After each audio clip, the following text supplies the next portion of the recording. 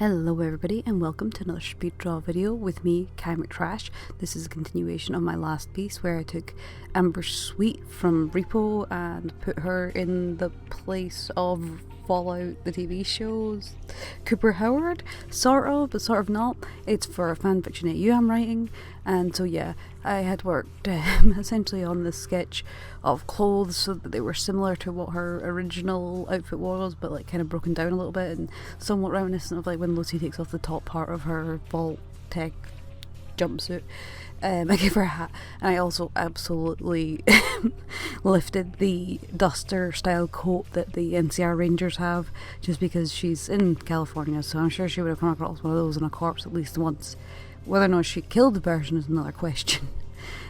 She's quite deteriorated by this point.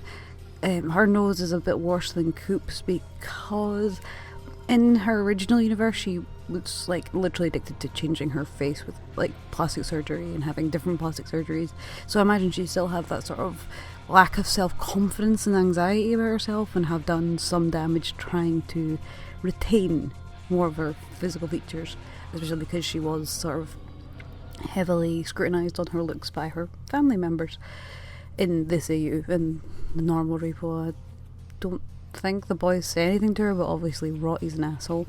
Repo, by the way, is a rock opera from 2007, 2008, and it follows a girl who has been hidden away from the world by her dad, slowly getting out because the leader of this evil company is kind of trying to lure her to him, and he's doing that because her dad slept with his fiancée, then they ran off and had Shiloh, who Rotty is chasing, the big CEO, and through that there's just a lot of random things that happen. It's a little bit hard to kind of follow the first time around. You might get kind of confused and annoyed.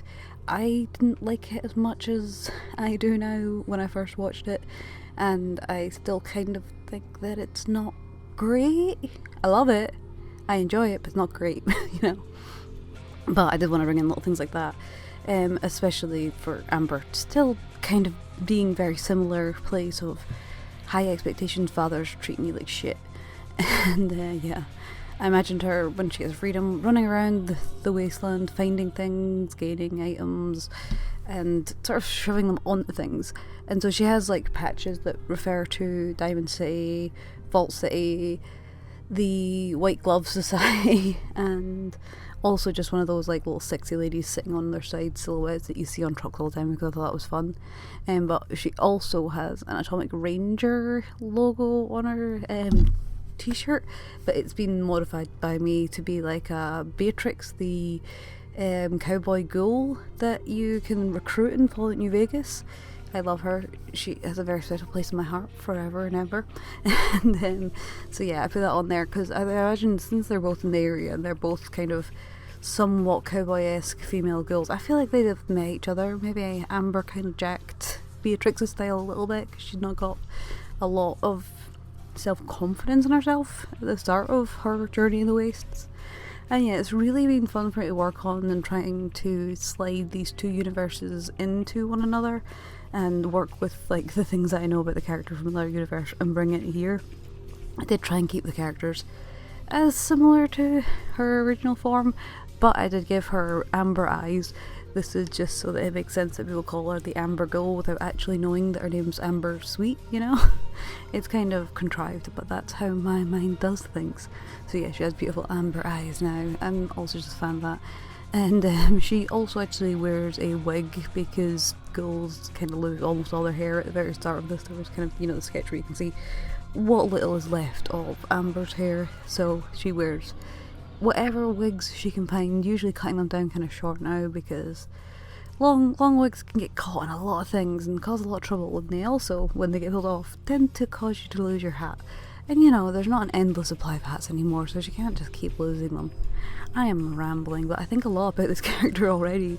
I've written like most of her backstory, and it is so ridiculous because I've literally just stolen Amber Sweet from Repo and put her into the Fallout TV show. But I'm not claiming ownership of her. Like, this design is mine, but Amber Sweet is not my character.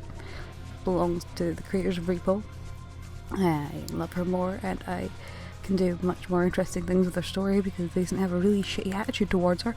But you know, some men are like that, and while I haven't heard much about Darren, I've heard much about Terrence, and so I don't really care about their opinion. There's a title sketch there where I was showing how I was clutching my arm whilst drawing, with like my non-drawing arm was clutching my drawing arm, and I didn't realise.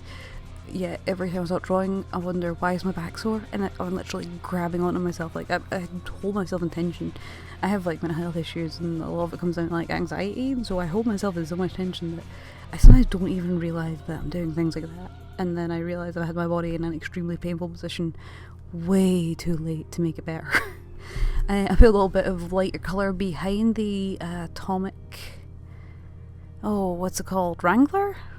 Is that what we call it? I can't remember now. I think I said it already as well.